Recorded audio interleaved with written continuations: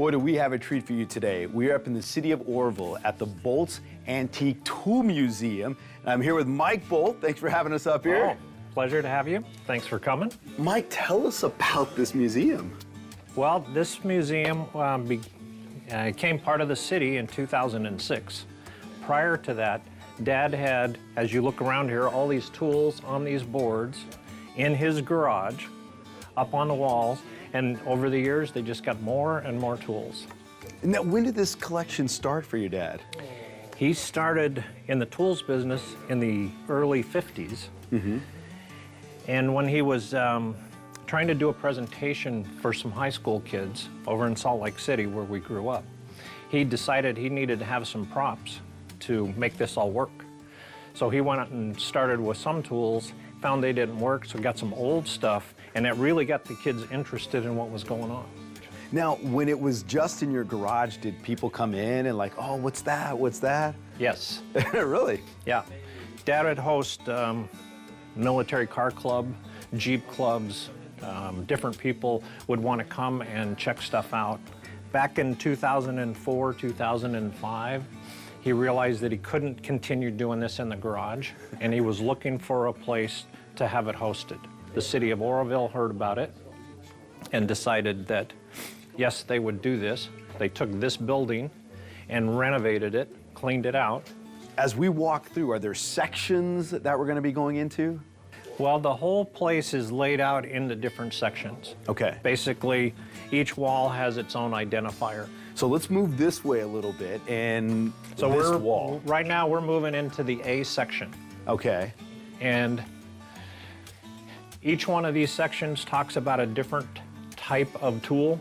How many tools are on display here in the museum, approximately? Right now, over 12,000. So, doctors, this is primarily the doctors, a section on Boy Scouts, old and unusual stuff. Now, what you see here has basically come in through donations.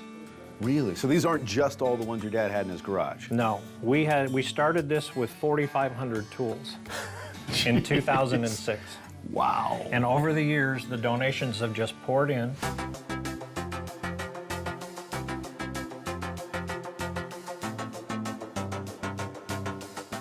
Good luck with that one. Okay. Oh my goodness. Okay, different types of tool for different usage. So This is wow. the railroad section. The design of each one of these was unique to a particular thing that they were trying to do. Mm-hmm. You know, so different size, not different position you had to be into. Some were specific for a type of a tractor or an engine. You know, there was a lot of uniqueness into tools, especially prior to standardization of sizes. Okay. So do you get tools from all over the world sent to you as well? We have. Wow. So I just realized And we've had visitors in from all over the world. weaponry tools, roofing tools, miners' tools. Oh my goodness. I mean, and it just keeps going. Mm-hmm. Machinist tools. Machinist tools. Oh my goodness. Household tools, John Deere tools, Caterpillar tools. Was this logging tools? Okay, so if I wanted to know a logging tool and what this big, huge thing was for, what would I have to do? Okay, number one, find out what board it's on. We have a red book in each section, N4, item 3, and that'll tell us what we need to know about that. Is it safe to say that you guys have the largest collection of tools in the U.S.? We believe we do. Okay. You know, if there's another collection that with more tools on it, we haven't heard about it. Look, we haven't even gone to this. We haven't gone to this section of the museum.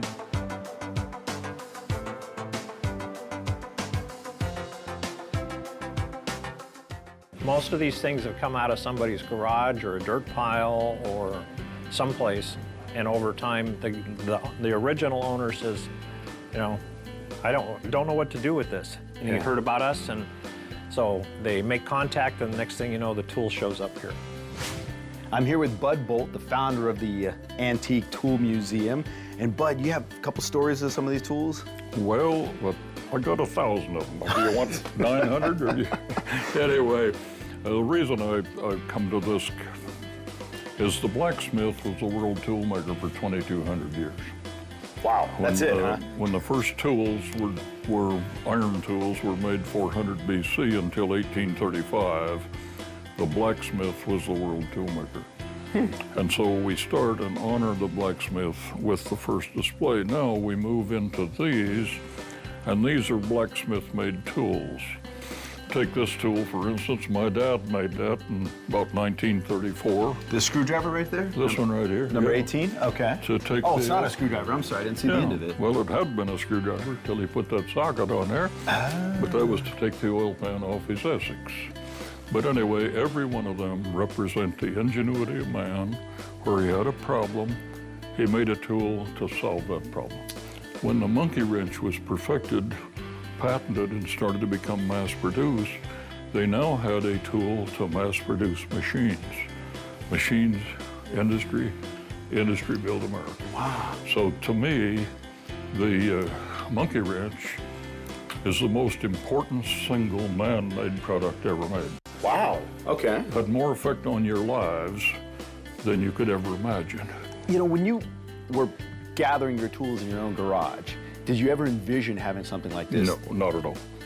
No, we was going to quit at 1,000, but we was having so much fun, we thought we'd go to 2, and here we are at 13, and it's just as exciting as it ever was. If you had to select out a tool or two here in the museum as like the most important tools to you, what would they be? Well, first of all, they'd be these 6 right here. Oh, okay. Now, the reason being, that's the first 6 tools in this collection. And you have them on looks like a traveling toolbox. Okay, now I was invited, it's hard to believe looking at me now, but I was young one time. And as a branch manager for Snap-on out of Salt Lake City, Utah, when that publicity hit the papers, we started getting invited out almost immediately to speak to trade schools about Snap-on's famous detachable socket. That was the primary interest. I had a hard time getting and holding the attention of these 15, 16-year-old students. So in Pocatello, Idaho, I gathered up these 6 tools, tied them on that panel board, and carried them in to emphasize to these students that this is the technology that your fathers and grandfathers had to work with. You now have this famous detachable socket. I found that as an effective means of getting and holding their attention and then making the transition to the detachable socket. In '63, I was invited to speak in Dallas, Texas at a sales seminar for an international tool company. And the subject matter they gave me was a brief history of tools and the effect tools had on our life. It was that research that really hooked me, because I realized after that research, the tools are the most important man-made product on the planet. With tools, we can do anything, and without tools, we're just another animal. Your last name, Bolt. That's right. That's a made-up name, right? No, that's not a... As a matter of fact, with that name in the tools business, I was kidded a lot. Yeah. You know, and I had a lot of nicknames hung on me. At about 40, they started calling me Rusty Bolt. And now I'm pressing 90, and I'm trying to be not referred to as Deadbolt. But it is Bolt, yes, absolutely.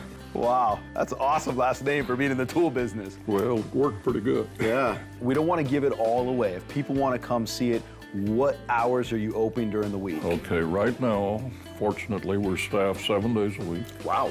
And Monday through Saturday, we're open from 10 a.m. till 3:45. Mm-hmm. And then Sunday, we don't open till 11:45.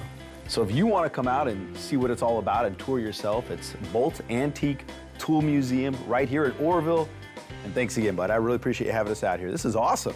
Well, it's a pleasure having you. You bet. Thank you. I got to go find a tool.